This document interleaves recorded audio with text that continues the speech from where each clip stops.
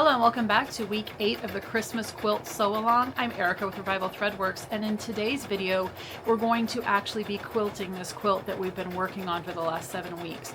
Now I'm going to show you how I quilted on my QMX machine, but I'm also going to talk to you a little bit about how you can quilt yours if you don't have a QMX machine or a long arm machine.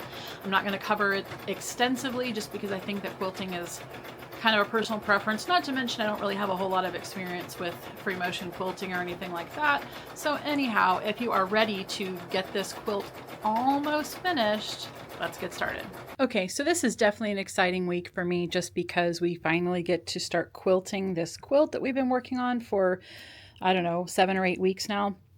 And I've gone ahead and made my backing. So if you look at the pattern, it'll tell you how much backing material you need to have. I actually made a little bit of an adjustment to that because I had a whole bunch of this fabric left over from this collection. It's part of the Nutcracker collection. I had a whole bunch of it. So I just kind of pieced it together to do my backing. Now my backing, so I will share the size, approximate size of the entire quilt because that is available, you know, before you purchase. I think it's about 66 inches by 78 inches. So I have just added quite a bit on the bottom and the top. So on the top and the bottom, I've got about, I say 5 inches, even though I use my leader claws on my machine. And then on the sides, there's even more. And the reason why there is because that's just what I ended up with all of my little scraps that I sewed together. And then I have also taken some batting off of my roll. It's still double folded at this time because I have not, you know, stretched it out, but I did just kind of measure it out. So the next thing that I'm going to do is I'm going to go ahead and create my quilt sandwich. Now I do it on top of this table that I have here. This table is 4 feet by 8 feet. So obviously it's not quite as big as I need it to be, but I have done a whole quilt basting on this before and it worked out really beautifully. So I'm going to probably do this off camera just because you know, I don't really have a great camera view to show you. I'm going to go ahead and use this 505 basting spray. I'm going to spray my backing material, carefully roll my batting out, then put some more spray baste on the batting, and then carefully roll out my top. I know I just said that I'm not going to film this. I may go ahead and see if I can put some sort of a camera up just so you can see the process, just a generalized process. It is not a graceful procedure, so that's why I'm a little bit hesitant to film it. But, you know, I guess if you've never done it before, you may not know. But anyhow, I'm going to go ahead and get this basted with the spray baste. And then I'm also going to follow up with some pins. I do tend to like to at least put a few pins in it just to make sure it's nice and secure. And then when I'm done with that, we'll go on to quilting. And I'm going to quilt it on my QMX machine over here. So I will catch you back when this is all basted.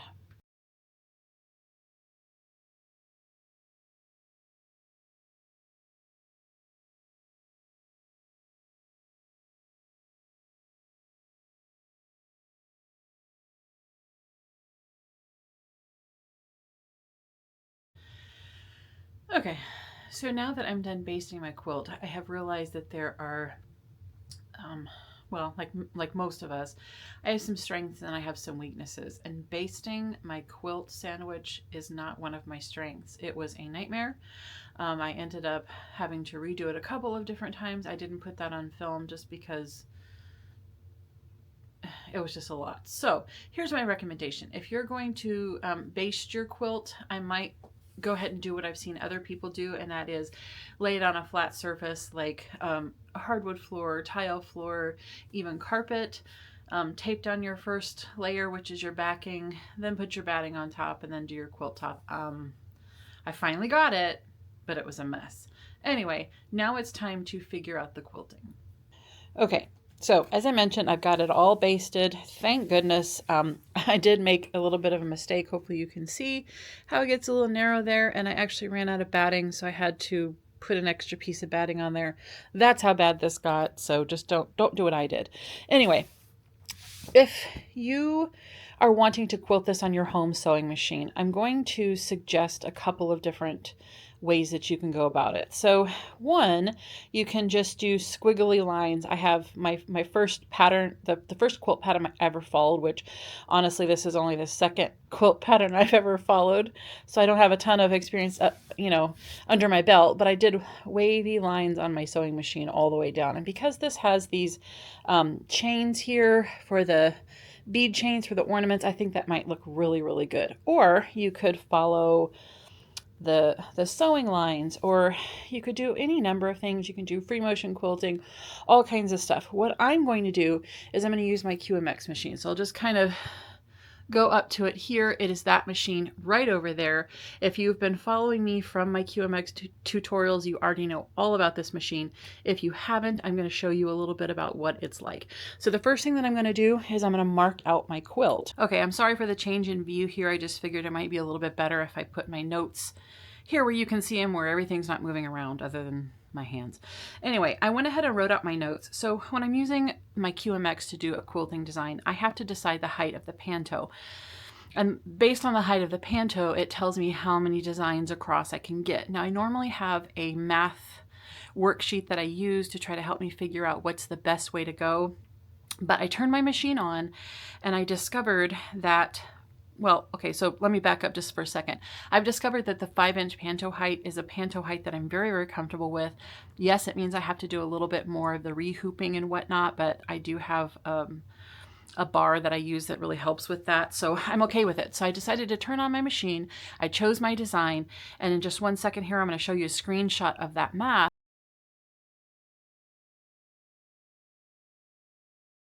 But my 5-inch height panto resulted in 20.01 inches across for 4 repeats, which means that my design is actually square.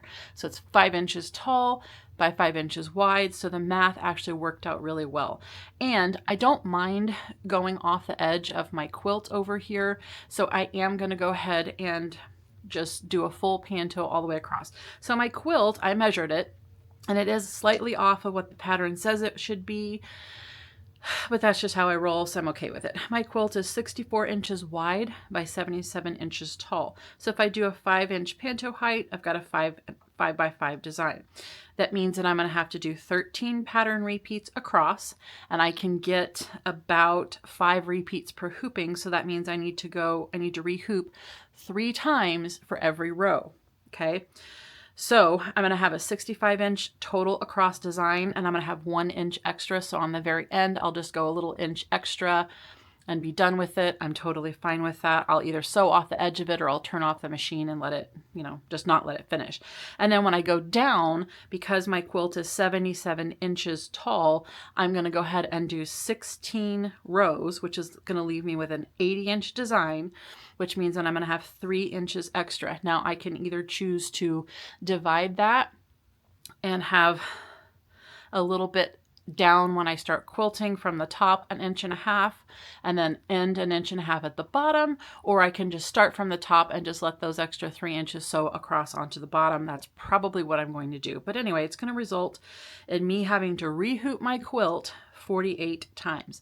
So the next thing that I'm going to do is I'm going to take my little target stickers. I have these little green target stickers, and I'm going to start marking out my quilt every 5 inches so that when I get over to my QMX machine, I know exactly where I need to start and stop with every single panto design that I run. Okay, so I now have my quilt loaded into my QMX machine, and if you notice all of these green stickers here with a pin through them, these are all of my marks. So all of these marks will tell me where I need to set my needle, at the start and stop points for each run that I'm going to do with my QMX machine. So I've got my first start over there, and then here's my end. Now, for those of you who have a QMX, the first line that we mark here is half of the panto. So if I've got a 5-inch panto, so this is my 5-inch panto, the start point and the end point for this particular panto is right in the center. So whatever your panto is, be paying attention to where that start point is. So our very first row has to be set with the start and stop of the panto. Now from there, because I have a 5-inch panto, I'm going to go center point to center point is 5 inches.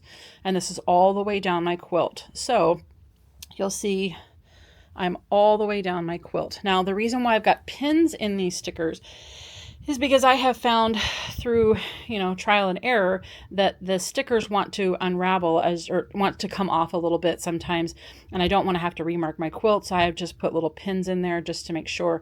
I could potentially use an erasable pin or something here, or marker.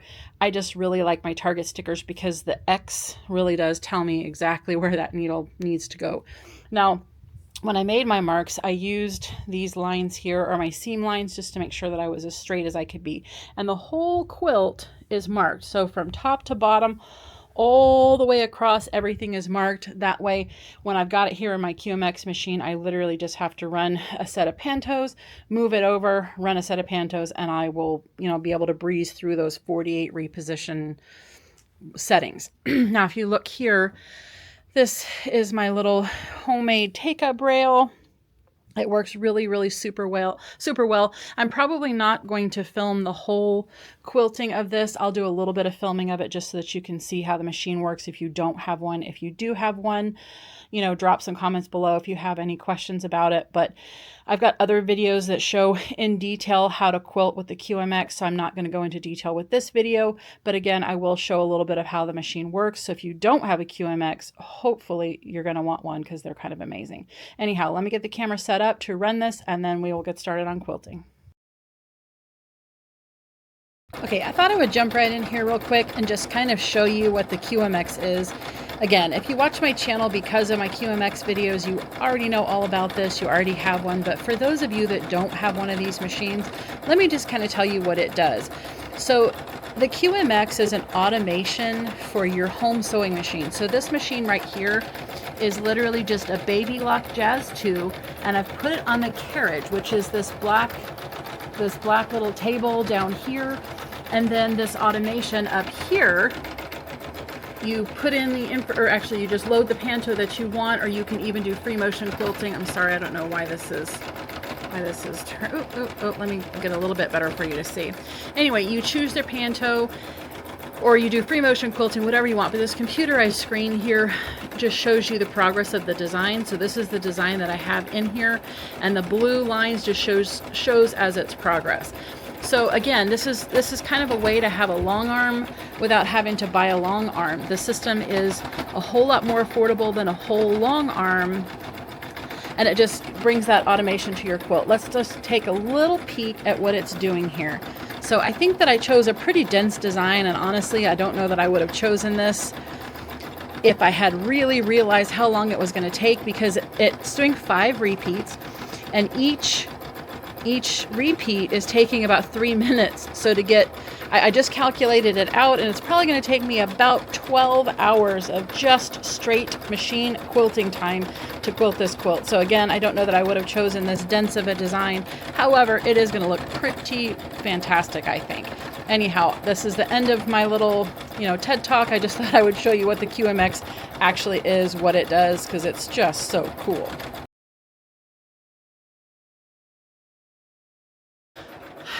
Okay, so I want to give just a slight little update here.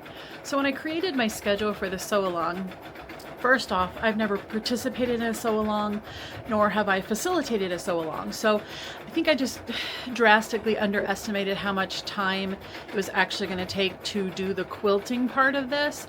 And I've only quilted a few quilts on my QMX machine. So again, I grossly underestimated the time that this was going to take. I think I might have said in a clip a few minutes ago that it was going to take about 12 hours-ish or so. But I have recalculated that, and now that I've done several complete rows, it's taking me about an hour per row. And if you'll recall, I have 16 rows to quilt. So I didn't anticipate on needing 16 hours this week to dedicate to the quilting of this quilt. I assumed that 8 to 10 hours was going to work, and it clearly doesn't. So unfortunately, I'm not going to be able to show you the finished quilting on the quilt this week. I will go ahead and continue to finish that up, and then next week when we get to binding, it will definitely be quilted. But for now, I'm just going to have to show you the progress, and hopefully you can hear and see the progress going on right now. So my machine is happily quilting along. It looks really, really good, and if you give me just one second, I'm going to switch the camera view here. Ooh, okay, so the camera view, hopefully you can see this design, as I mentioned earlier, is so much more dense than I really gave it credit for in the beginning. And I think that's one thing that I'm gonna have to work out a little bit more as I quilt more things. I don't really understand how all this stuff works. I didn't really think about how long it was actually gonna take to sew out or quilt out a design this dense. Now, I am pretty happy with it, actually. I think it looks really, really nice. Hopefully you can see that's a whole bunch of little snowflakes and swirls, and honestly, it's a really pretty design. It's called, I think, Snowflake Flurry. I'm pretty sure this is one that I imported from Designs by Juju. I'm not 100% on that. I'll try to get that information and post it before, you know, I'm done with this. But anyway, hopefully you can see that my machine is just quilting right along. However, it just does take a little while. So I'm gonna have to end this one here. And then next week when we come and do the binding, I'll have it all quilted and I'll be able to show you how gorgeous it looks when it's done. Thank you so much for joining me today. I just want to apologize again that I don't have a finished quilted quilt to show you, but I'm gonna give myself a little bit of grace this week and just understand that I just really didn't know it was going to take 16 hours. I think that most of us have lives, we have jobs, we have other things that we have to take care of, so spending 16 hours just isn't really in the time budget, and it just wasn't for me this week. So I am about halfway done with it, so I am very confident that I will finish by next week. Next week we're going to go ahead and finish this sucker up, and we're going to get the binding on, and then I will also be able to show you how beautiful this quilting is. Anyhow, if you enjoyed this video, please like, share, comment, subscribe, and also if you're quilting along with me, please post a picture in the community pages, and I will try to check those pages and see if you've posted any pictures, and I'll comment. I just really want to see what you guys are doing. Anyhow, I hope you guys have a great rest of the week, and I will see you on Friday. Thanks for watching. Bye-bye.